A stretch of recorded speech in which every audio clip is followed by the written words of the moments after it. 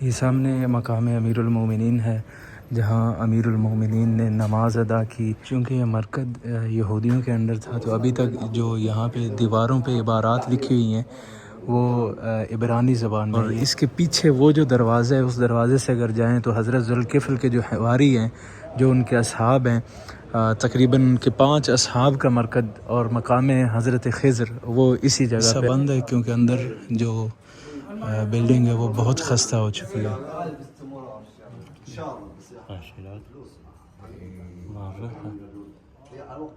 اس وقت ہم موجود ہیں مرکز نبی اللہ ذوالکفل پہ۔ یہ جو آپ بلڈنگ دیکھ رہے ہیں آثار قدیمہ میں شمار ہوتی ہے، عراق کے جو قدیمی آثار ہیں اس میں تقریباً 600 سال پرانی یہ بلڈنگ ہے۔ یہ جو مینار آپ دیکھ رہے ہیں شاید ویڈیو میں واضح نہ نظر آ رہا ہو، مینار بالکل ٹیڑھا ہو چکا ہے، ایک طرف کو اس کا جھکا ہوا ہے، اور تقریباً اندر چل کے آپ کو دکھاتے ہیں۔ اندر جو مزار والا مرکز والا حصہ ہے وہ تو ابھی بند کیا ہوا انہوں نے، کیونکہ بہت خستہ ہو چکا ہے، تو زائرین کے لیے عموماً بند ہے۔ ہمارے ساتھ سید تھے، انہوں نے ریکویسٹ کیا، جو یہاں کے خدام تھے، تو انہوں نے کہا ہے کہ ابھی ہم آپ کے لیے دروازہ کھولتے ہیں، آپ اندر سے زیارت کر لیں۔ اندر بہت ہی مقدس مقامات، ایک تو نبی اللہ ذوالکفل کی زیارت، اور ابھی شاید وہ اندر سے دروازہ کھولیں گے ہمارے لیے۔ حضرت ذوالکفل کی زیارت ہے، اس کے علاوہ وہ مقام جہاں مولا علی علیہ السلام نے نماز پڑھی، امیر المومنین کا وہ مصلی، اور مولا نے ایک دفعہ نہیں متعدد بار یہاں نماز ادا کی۔ یہ ساری اس شہر کی اور مرکز کی تاریخ بھی لکھی ہوئی ہے۔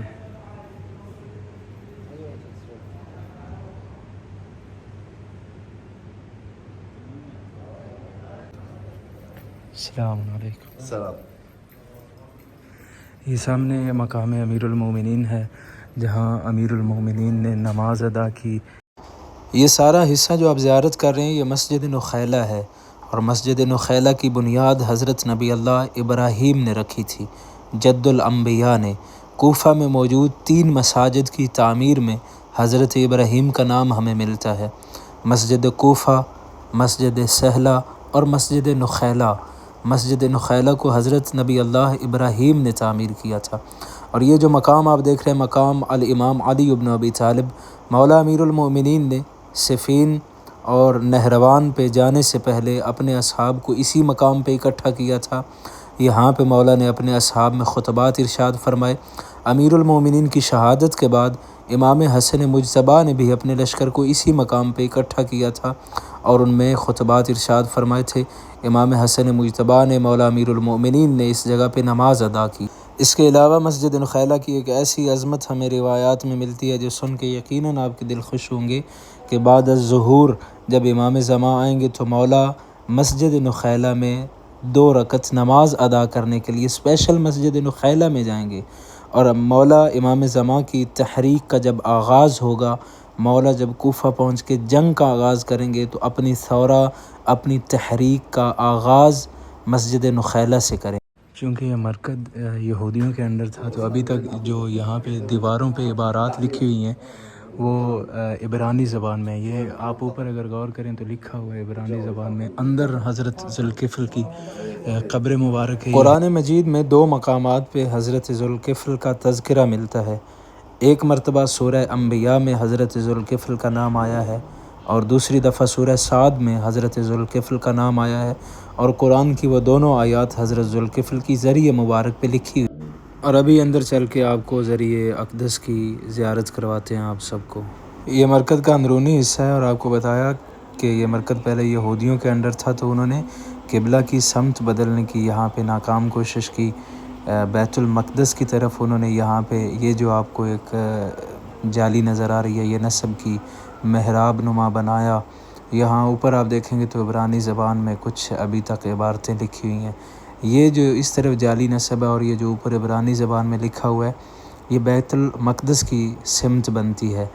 در حقیقت یہاں پہ قبلہ یہ جو آپ کو سامنے محراب نظر آ رہے ہیں اس سمت میں ہے کعبہ شریف، لیکن انہوں نے کعبہ شریف سے ہٹا کر مکہ کی بجائے بیت المقدس کو قبلہ بنانے کی کوشش کی، اور یہ وہ دونوں آیات ہیں وَإِسْمَاعِيلَ وَإِدْرِيسَ وَذَا الْكِفْلَ كُلٌّ مِّنَ الصَّابِرِينَ۔ یہ سورہ انبیاء میں اور سورہ صاد میں پروردگار ارشاد فرماتا ہے وَاذْكُرْ إِسْمَاعِیلَ وَالْيَسَعَ وَذَا الْكِفْلَ وَكُلٌّ مِّنَ الْأَخْيَارِ۔ قرآن مجید میں 2 مقامات پہ حضرت ذوالکفل کا تذکرہ ہمیں ملتا ہے، اور یہ جو مرکز کے اندر والا حصہ آپ زیارت کر رہے ہیں عموماً یہ حصہ بند ہوتا ہے، بہت خستہ ہو چکا ہے، رینوویشن کا کام جاری ہے، دوبارہ سے ساری مرمت کر رہے ہیں، انشاءاللہ جلد زائرین کے لیے یہ حصہ۔ جناب ذوالکفل کے نام کے بارے میں تھوڑا اختلاف ہے، بعض نے کہا ہے کہ جناب ذوالکفل حضرت زکریا ہی تھے، چونکہ انہوں نے جناب مریم عذرا کی کفالت کی تھی اس لیے انہیں ذوالکفل کہتے ہیں۔ بعض نے کہا ہے کہ وہ یسع بن خطوب تھے، بعض نے کہا یوشع بن نون تھے، بعض نے کہا کہ ان کا نام ہی ذوالکفل تھا، بعض نے کہا بشر بن ایوب تھے، بعض نے کہا ان کا نام حزقیل تھا، اور بعض مورخین نے لکھا ہے کہ ان کا نام عویدیہ بن ادریم ان کا اصل نام۔ یہ سب مسجد نخیلہ کا حصہ ہے، یہ ساری مسجد نخیلہ ہے، یہاں سے اندر شکریہ ان کا، انہوں نے ہمیں موقع دیا زیارت کے لیے۔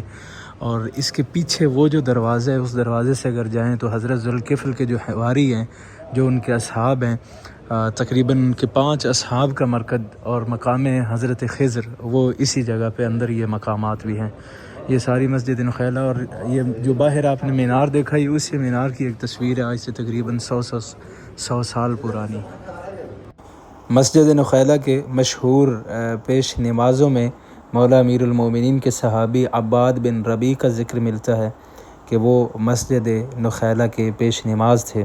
اس کے علاوہ مسجد کی تعمیر میں زیادہ تر حصہ جو ہے وہ ایلی خانیوں کا ہے، بالخصوص سلطان محمد خدابندہ جنہوں نے ایران میں تشیع کو نافذ کیا 703 سے 716 ہجری کے دوران، انہوں نے مسجد نخیلہ کی تعمیر میں کافی حصہ۔ اطراف میں آپ دیکھ رہے ہیں ماشاءاللہ کھلی اور سرسبز و شاداب جگہ ہے، اور یہ اندر 5 حضرت نبی اللہ ذوالکفل کے اصحاب کا مدفن ہے، یوحنا، یوشع، یوسف، ربان، باروخ، اور 5ویں ہیں خون یا خون۔ وہ 5 حضرت نبی اللہ ذوالکفل کے اصحاب اس جگہ پہ دفن ہیں۔ یہ بلڈنگ کی خستگی دیکھ کے آپ کو اندازہ ہو رہا ہوگا کہ کس قدر پرانی یہ دیواریں ہیں۔ یہاں اطراف میں سید ہمیں بتا رہے تھے کہ ابھی بھی یہودیوں کے کچھ پرانے گھر ہیں، آج سے تقریباً 600-700 سال پرانے، اور یہ مینار پہ مثلث شکل میں 4 کلمات لکھے ہوئے ہیں، ودی حب محمد و علی۔ اور اس کے علاوہ یہاں پہ اسی تعمیر میں سلطان محمد خدابندہ کا نام بھی لکھا ہوا ہے، جنہوں نے اس کو تعمیر کروایا تھا۔ دوسرے مینار پہ جو کچھ نقش و نگار بنے ہوئے ہیں، جو کچھ لکھا ہوا ہے، اس میں مسجد کی تعمیر کی تاریخ اور محمد خدابندہ نے جو اس کی تعمیر کروائی تھی اس کا نام لکھا ہوا ہے۔